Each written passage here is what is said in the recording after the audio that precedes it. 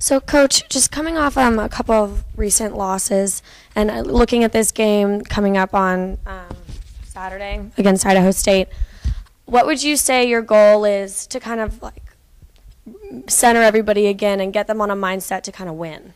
I don't think there's any question that we have to get off to a better start, and it's not just on defense. It's on both sides of the ball because in the last 3 games we've been behind 21-0, and we battled our way back into all 3 games.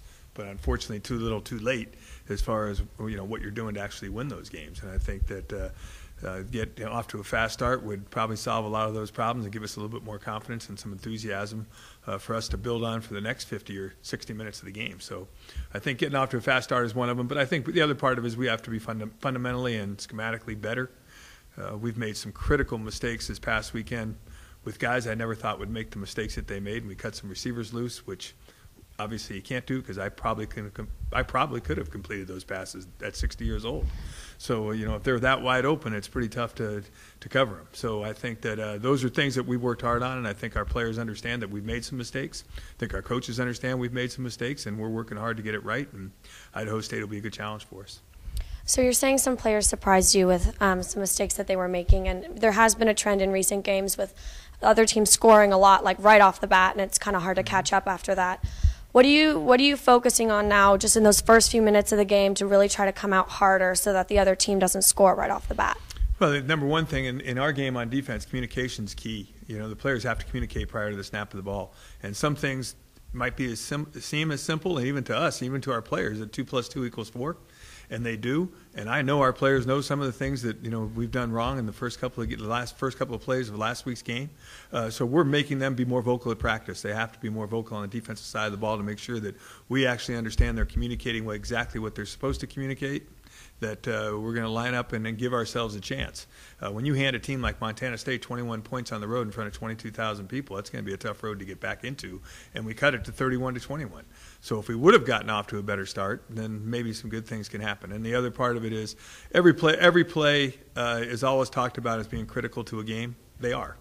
And that whether it's a special teams play, an offensive play, or a defensive play, every play contributes to a win or a loss. And we made some mistakes on special teams again. So there's some things that we have to clean up, and we're working hard at it. I think our players are working hard on it. And we've played 4 pretty good opponents, and we play another one this week. So it's not going to get any easier, and we're going to have to find ways to win against good football teams. And we need to be better if we want to beat a good football team.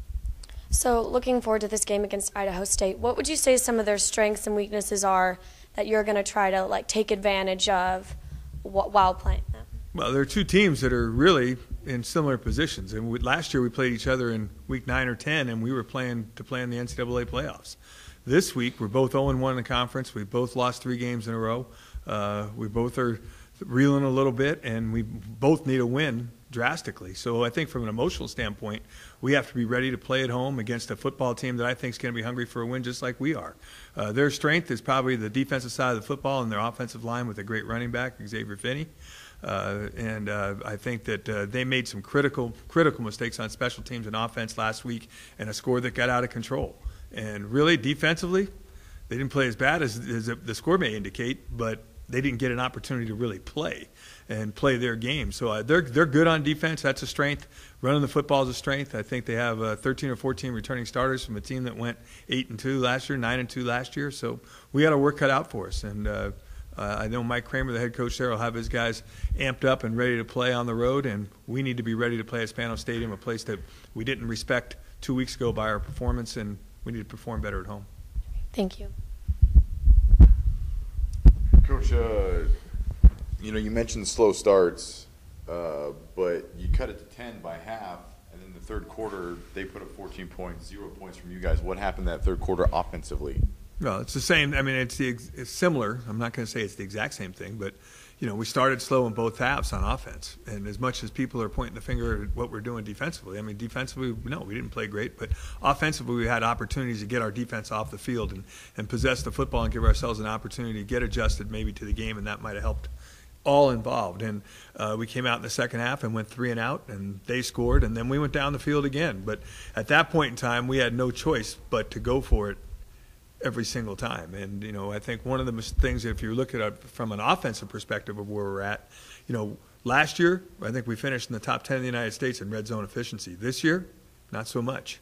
We've been in the red zone, I think 12 times, and we've scored 6 touchdowns in the red zone. We've made some other plays that have given us touchdowns, but when we got inside the red zone last year, the result was 7 points, and now the result so far has been 0 points. A lot of it has to do with we've had to go for it on 4th down in there a couple of times, but we got to find a way to get back to, once we get to that 25, 30-yard line, to get those last 25 or 30 yards is critical to us, and I think right now that's the missing element of who we are on the offensive side of the ball. Chris Brown, he's 150 yards, 50 yards, 150 yards, kind of a roller coaster. This past game, just under 60 yards. Is it something that defenses are doing differently that you're seeing, or is he maybe pitching the ball a little bit too much? Well, the reason they call it a triple option is because you have 3 guys. I think Joe Prothro had 160, and I think Corey Garcia had 120. If they want to let those guys have 160 and 120, so be it. I'm still pretty good with that. I mean, Chris Brown's not a one-man show, and that is why they call it a triple option. It's supposed to be a triple-headed monster, so to speak, that any one of the guys you decide to let run can run. And I thought that we did a pretty good job of that after the first 2 possessions. I thought we ran the ball extremely well. I mean, we had 340 or 350 rushing yards again and 26 first downs, but the 28 points against 45 doesn't match up. So I think, we're doing what we need to do. We're just not doing it as consistently as we have done it in the past. And Chris Brown would be the first guy to say if he had 29 yards and 10 carries, his body would feel a lot better on Sundays than it felt 2 weeks ago. I can tell you that much. So we're going to do whatever they allow us to do. That's where the ball is going to go. And Corey would be the first guy to tell you that he gained 1,100 yards last year. Is he on track to gain 1,100 right now? No. But did he get back on track a little bit? Yeah. They want to let Corey Garcia run? Good. I'm good with Corey Garcia having the football. Idaho State, I think, if this score is right, they're coming off a monster loss. Mm-hmm. Does that actually kind of scare you that they're going to come in after that loss and just be so fired up? Well, I think in their first 6 possessions, they had a couple of kicks blocked and they had 4 interceptions. And the UNLV started inside the 25 or 30-yard line almost every possession in the first quarter, and the game got out of control. And they never could get back into the game. And I know Mike Kramer very well as a head coach, and I've told our team this: you better be ready because their chin straps are buckled today. I guarantee it.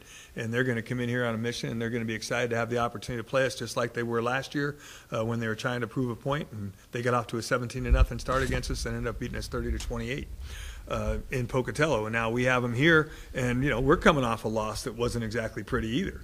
So, I think that we can all look at this a lot of different ways. But if we're playing another good football team that, it's a winner, stay in it, and a loser, it's going to be pretty difficult for you to get back in it. Obviously, with the last 4 games, they've been brutal. Does Idaho State, how's it feel coming to the game where you're not playing a Pac-12 team, or you're not on the road in Montana? Does it actually feel like you actually have the edge before a ball is even snapped?